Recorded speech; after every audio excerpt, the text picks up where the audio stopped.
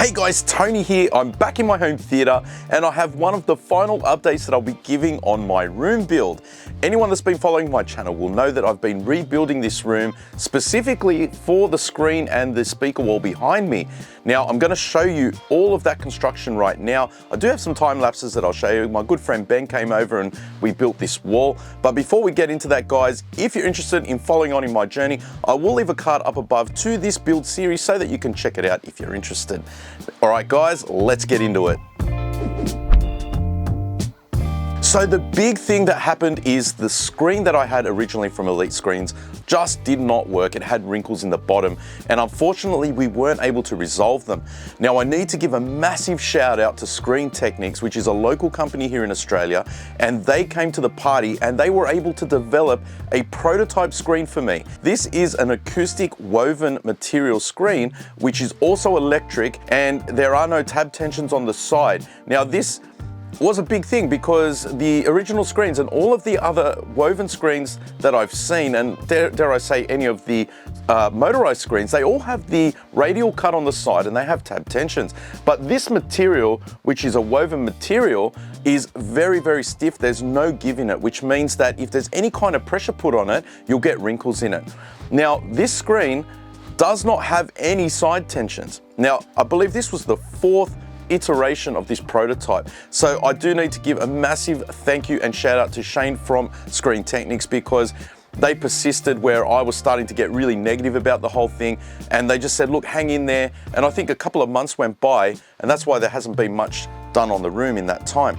But they came to the party. You can see the screen is absolutely perfect. There's no wrinkles in it at all, and there are no tab tensions either. So guys, I'm going to leave a link to Screen Techniques down in the description.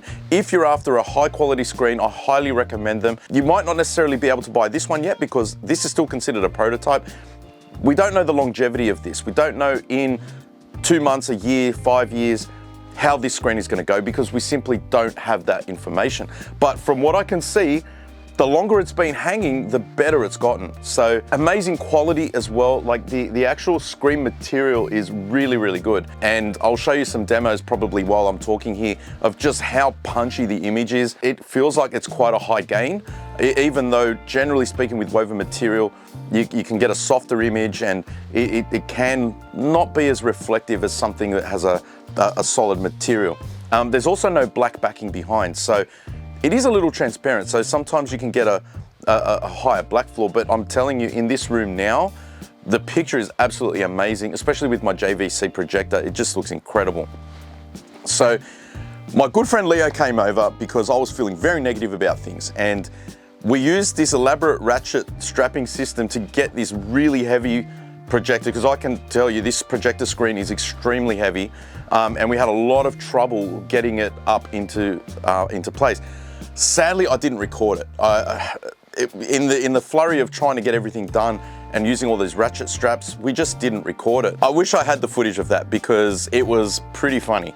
And safe, I might add. We ended up using these ratchet straps to leverage and pull the screen up over the steel until we got into place, because this screen is very heavy. We're strong enough to hold it, but to hold it and then put the bracket in, the way that it sat in there, the clearances were so tight that we needed some way to secure it so it wouldn't fall on us. Now, that's not the ideal way to put one of these screens in, and my situation is quite unique. Just the way that the wall is and how the construction was done, the clearances are very, very tight. So anyway, we got the screen up there. Massive thank you, Leo. Came in clutch again, like always. Came and gave me a big hand. He's coming back. He actually was coming over to help me wire up my rack.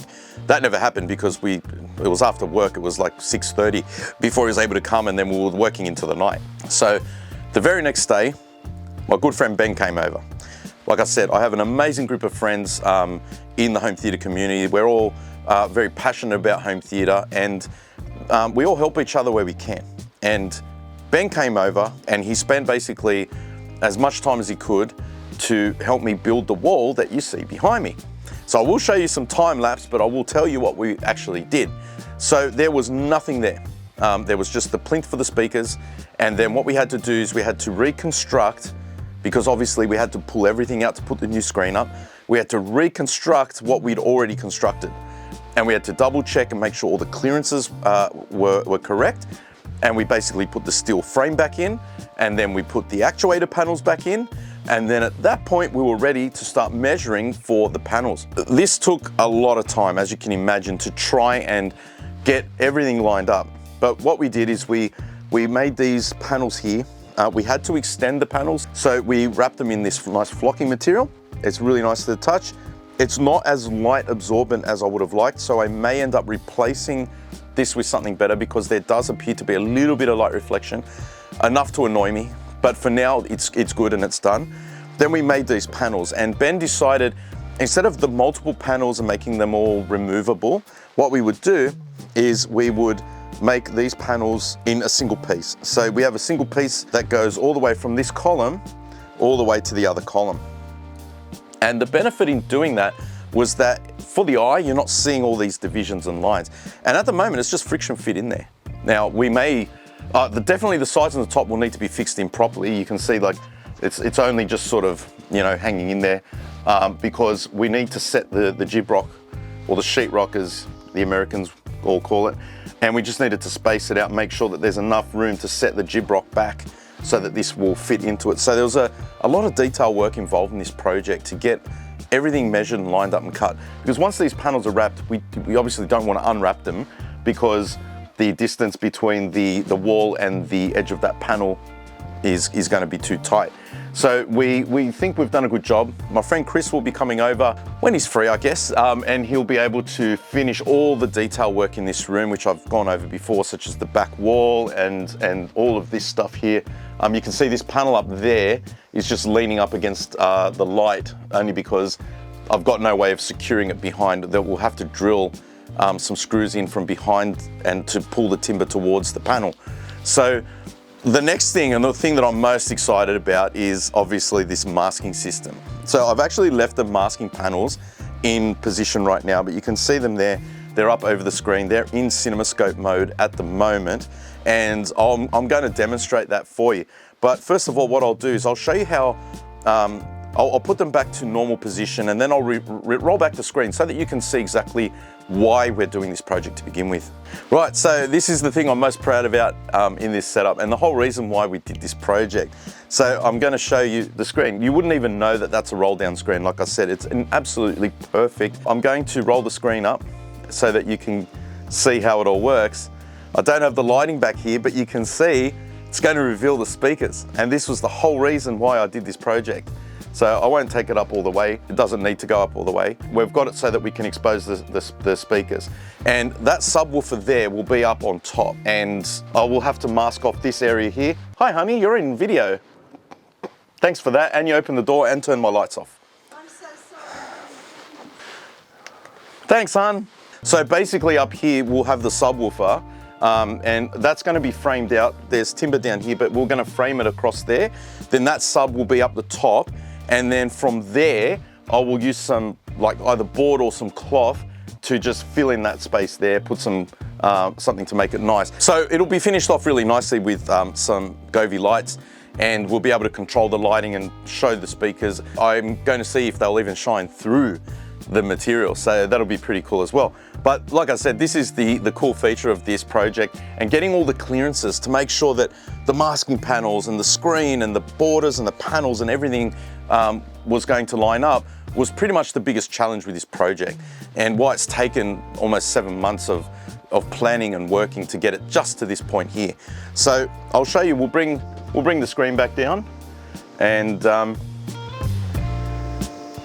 you'll see it's nice and fast, smooth operation. So now to show you the masking panels, you can see over here, I have my controller, and this is where it can control basically the whole system. And I do have an unfolded circle remote coming, which is Home Assistant compatible.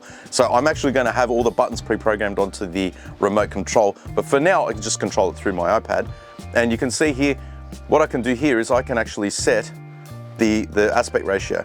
So if I want to go to CinemaScope mode, Rob, if you want to have a look at this, just film the screen, I'm going to press this button for CinemaScope, and you'll watch what happens. Just like that, the panels will roll into position for CinemaScope, which is pretty awesome. I'm really happy with how it's working and how reliable the system is. So now if I press widescreen to go back to 16:9, there you go, just retracts nicely. And you can see a reflection on the screen. It's only because I've got really bright lighting in here, but you can see how nice and smooth it works. Then you've got like Netflix, which is this aspect ratio. Now, I don't know if you noticed, some Netflix movies have that little bit of extra crop. You can see it's all programmed in and it will detect automatically and move the masking panels into position. So that's a really cool feature, and I'll be probably, after when I'm editing this video, I'll probably show some demos of that in action. The other cool thing is it actually remembers the position that it's currently at, so it can move to any of the other positions that it needs to. So for example, if I want to move it to CinemaScope, what I can do is just press CinemaScope, and instead of going up all the way, it only goes back to the distance required to move from each position. So it actually remembers the position that it's currently in and then only moves the required distance to the next one. So that's all coded by me. That was all the fun that went into the coding project. But look, we've got a functioning system. So I'm pretty excited about it. If you can't tell, like I was feeling pretty down because the project just was not moving, and it just took so much time with the delays with the screen. Pretty much the screen issues were what held this project back so much, because within a couple of days we went from a blank wall to this, which is pretty awesome. So again, I have some people to thank. I'd like to thank Leo. Leo, you've been awesome. You've been a sounding board for me, someone that would ring me every day just to check in, see how I was doing. Ben, of course, for all your help with getting the wall constructed to this point now that we have here. I know it's a lot of hard work, physical work. We were in there long days trying to get it done. So again, massive thank you, Ben. I'd also like to thank Marty for the star ceiling. You flew all the way from WA. Absolutely incredible. The star ceiling is amazing. I will leave links to that down in the description. Everyone that's seen it has just non-stop raving about how good it looks. You've developed an amazing product. I will have links to that also down in the description. Again, a big shout out to Shane from Screen Technics. Thank you for helping me get this screen. And I know it's a prototype, but mate, it is an amazing screen. I can't say enough good things about it. Absolutely blown away when I saw it come down for the first time. The screen is a nice flat surface. You wouldn't even know that it's a roll down screen. And in a woven material, again, that's pretty awesome. And I'm probably rambling now, guys, but the last person I have to thank is my wife, because she helped me to wrap these panels, and she's been putting up with me and the complete and utter schmozzle of my house, where I've had stuff lying around in the garage, down the hallway. I know I've been an absolute pain to live with. Thanks for putting up with me. Love ya. The last thing is my friend Michael from Crix is looking at when he can come up, because now that we've gotten it to this stage, hopefully the curtains and everything will be going in very soon. I'll do another video on them when they come in, but we're going to do the waveforming. So we're just trying to work out some dates for when Michael can fly up, at his discretion of course, and we're going to look at getting Trinov's waveforming in this room paired with the Crix speakers. I think it's going to be an absolutely amazing experience in this room, and it's just going to be the complete package and show what you can do if you have the passion for this hobby and you like developing and inventing things. You can do anything. So guys, massive thank you for watching the video this far. I know I'm probably rambling on now, but you know, thanks to everyone involved in getting me this far and for watching and following on in my build journey. So guys, that's it for this one. You'll catch me in the next one. Bye for now.